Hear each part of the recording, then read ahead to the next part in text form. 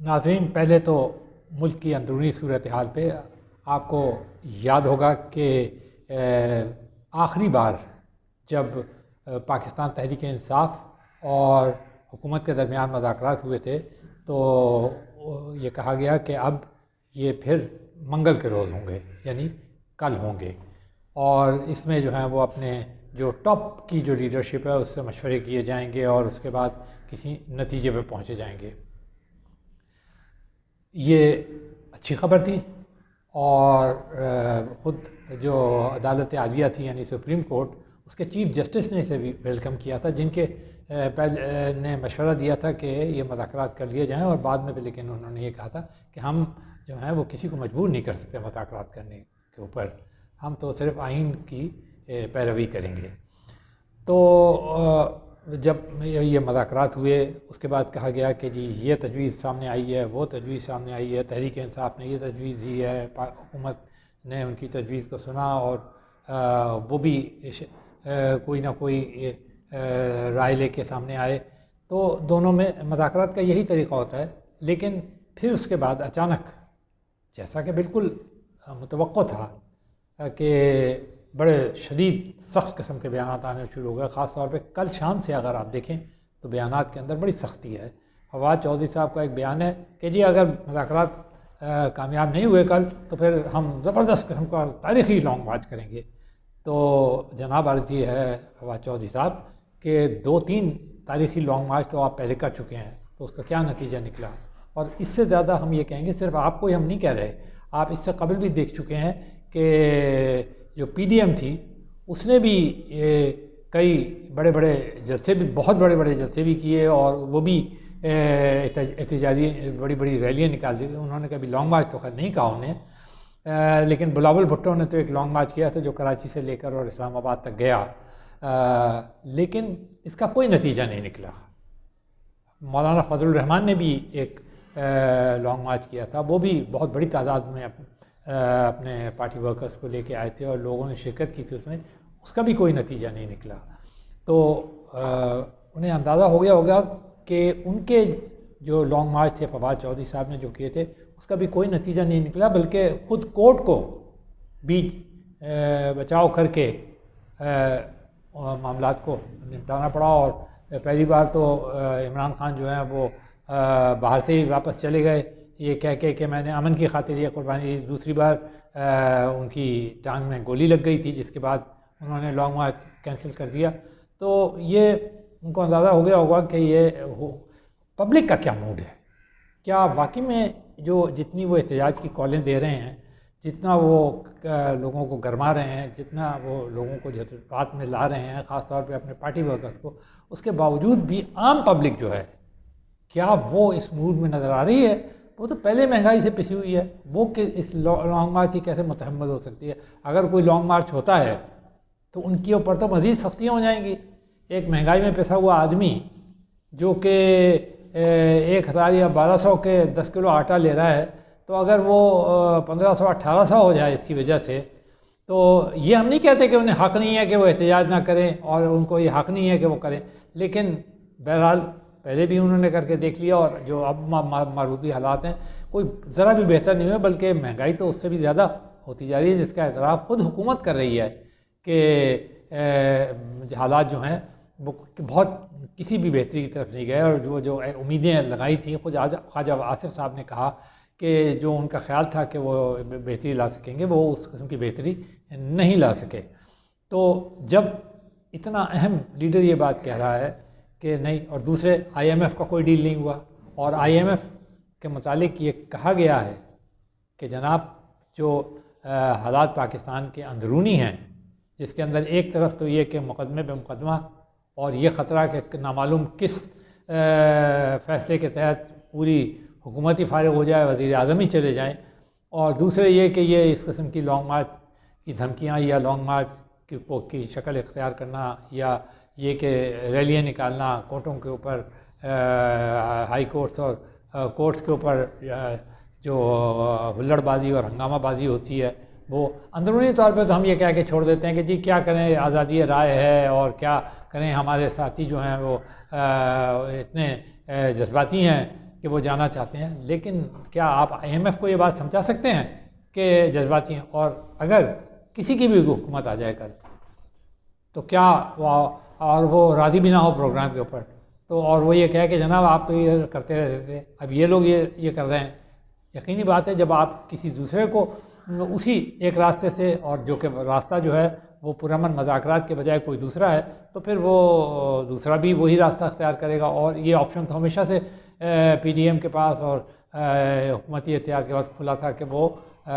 ریلیاں نکالے اور long march کرے۔ تو جو بھی کوئی آئے گا اسے اسی قسم کی، پھر ہمارے یہاں ایک اور روایت یہ ہے کہ ہم الیکشن کے نتائج قبول نہیں کرتے۔ الیکشن کمیشن کے اوپر خود تحریک انصاف اور عمران خان کی جانب سے اس قدر الزامات کی بوچھاڑ ہوئی ہے اور اتنا اسے متنازع کیا گیا ہے کہ وہ اس کے آئے ہوئے فیصلوں کو تو خود PDM یہ کہے گی کہ جناب آپ ہی تو کہتے تھے یہ آدمی صحیح نہیں ہے، آپ ہی تو کہتے تھے کہ یہ جو ہیں یہ صحیح رزلٹس نہیں دے سکتے، اور ان کے جو آنے والے رزلٹس ہیں وہ قابل قبول نہیں ہیں۔ تو جب خود جو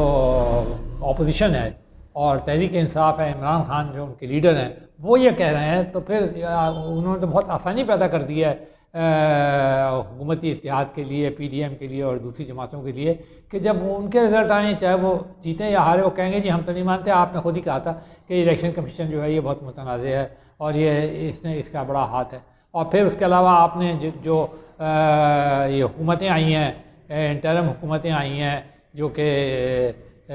اس لیے تھی کہ الیکشن کرائیں، ان کو بھی آپ نے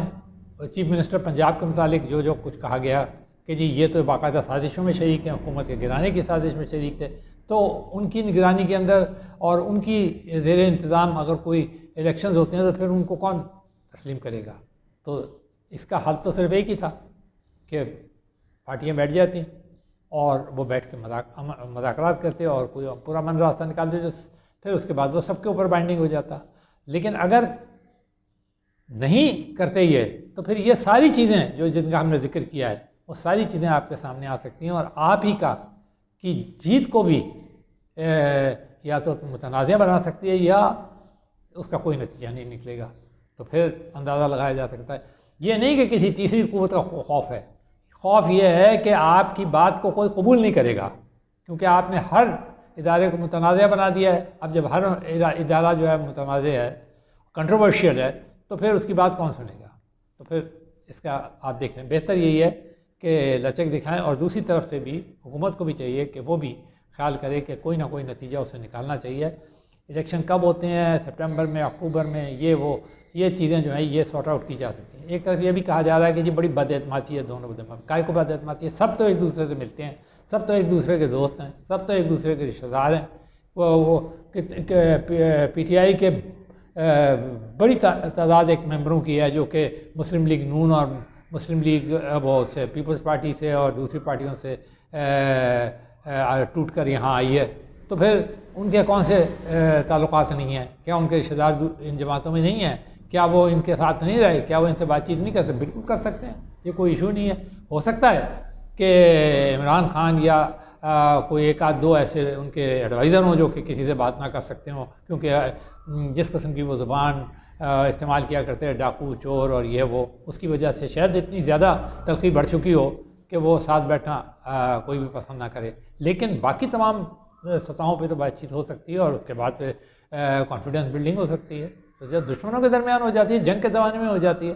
کہ ایک ملک کے اندر رہنے والی دو سیاسی جماعتیں، ہر چیز بات، یہ تو مذاق لگتا ہے، ہنسی آتی ہے، عوام بھی حیران ہوں گے، بلکہ عوام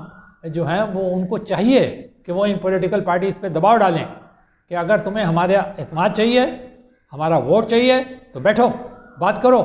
کیا یہ ان حالات کے اندر، اتنے خراب اقتصادی حالات کے اندر تم نے یہ تماشا مچایا ہوا ہے کہ کسی اس پہ آنے کے لیے تیار ہی نہیں ہوتے، اور یہی کہتے رہتے ہو کہ جی ہم یہ کر دیں گے، وہ کر دیں گے۔ یہ وہ کرنے کی ضرورت کیا ہے؟ بیٹھو، جو اصل کام ہے وہ کرو کہ کسی نتیجے پہ پہنچو اور الیکشن کی طرف جاؤ۔ اگر سارے لوگ الیکشن ہی چاہتے ہیں تو کیا حرج ہے اس میں؟ بس یہ کریں آپ۔ اچھا، اب ہم ایک اور موضوع پہ آپ سے بات کریں گے۔ ابھی ہم یہ ابتدائی طور پہ ایک انٹروڈکٹری بات چیت کرنا چاہتے ہیں۔ آپ کو معلوم ہے کہ SCO یعنی شنگھائی کوآپریشن آرگنائزیشن جو ہے، جو کہ چین نے قائم کی تھی اور جس کے 8 ممبر ہیں، جس میں پاکستان اور بھارت بھی شامل ہے، چین اور روس بھی شامل ہیں، وسطی ایشیا کے قازقستان، کرغزستان بھی یہ شامل ہیں، تو ان کی ایک وزرائے خارجہ کی میٹنگ جو ہے وہ بھارت کے شہر گوا میں ہو رہی ہے۔ ہم یہ بھی بتاتے چلیں کہ جولائی میں سربراہ اجلاس بھی بھارت میں ہی ہوگا، اس لیے کہ آج کل شنگھائی کوآپریشن کونسل SCO کا جو چیئرمین ہے وہ شپ جو ہے وہ بھارت کے پاس ہے، یہ روٹیٹ کرتی رہتی ہے ممبروں کے درمیان، اور یہ جو میٹنگز ہیں یہ سالانہ بھی ہوتی ہیں اور ضرورت پڑنے کے اوپر بھی ہو سکتی ہیں وزرائے خارجہ کی، لیکن سربراہ اجلاس ایک ہی دفعہ ہوتا ہے۔ تو یہ اچھا، یہ جو ہے یہ مختلف معاملات کو ڈیل کرتی ہے، سیاسی معاملات بھی کرتی ہے، دفاعی معاملات بھی کرتی ہے، اقتصادی معاملات بھی کرتی ہے، اور دوسرے معاملات بھی کرتی ہیں۔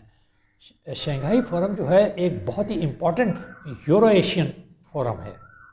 اور اس میں ایشیائی ممالک بھی شامل ہیں اور یورپی ممالک بھی شامل ہیں۔ خاص طور پہ یہ جو دنیا کے حالات بدلے، امریکہ چلا گیا افغانستان سے، یوکرین کی جنگ ہو گئی، پھر جو ایگریمنٹ ہوا ہے ابھی سعودی عربیہ کا، پھر اور دوسرے جو معاملات ہوئے ہیں جس کے اندر اکنامک وہ آیا ہے سر، انڈیا ایک فاسٹسٹ گروئنگ اکانومی ہے، چائنا ایک بہت بڑی طاقت بن کے ابھرا ہے، اس کے اپنے مسائل ہیں، پھر روس